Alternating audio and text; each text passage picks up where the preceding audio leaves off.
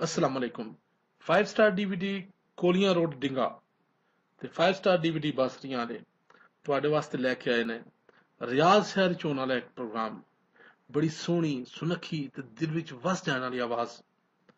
भाई रफीक, पिंड दा नां नाफड़ियां, जिला गुजरात, ते बड़ी प्यारी ते सोहनी जी आवाज लैके ते 5 स्टार तुहाडे वास्ते हाजिर होया है।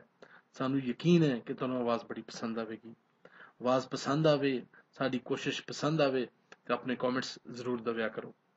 असीं जनाब तुहाडे ताबेदार हां। किसी भी लोकल फनकार दी आवाज विच ऑडियो वीडियो DVD चाहिदी है, तशरीफ ले आओ। 5 स्टार DVD कोलियां रोड डिंगा। शुक्रिया सर। पुछया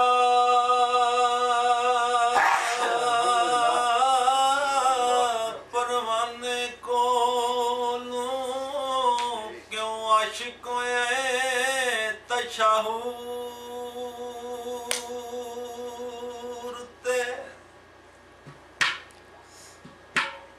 ओ पहला अपने आप नू साड़ के तू मशहूर होए दूर दूर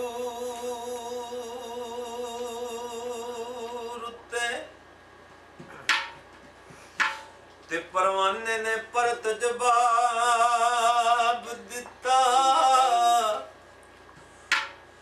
ओ ताला वाली बेकसूर ते कसम रब दी क्षमा दा नहीं आशिक मैं ते आशिक मोहम्मद दे नूर ते कसम रब दी क्षमा दा नहीं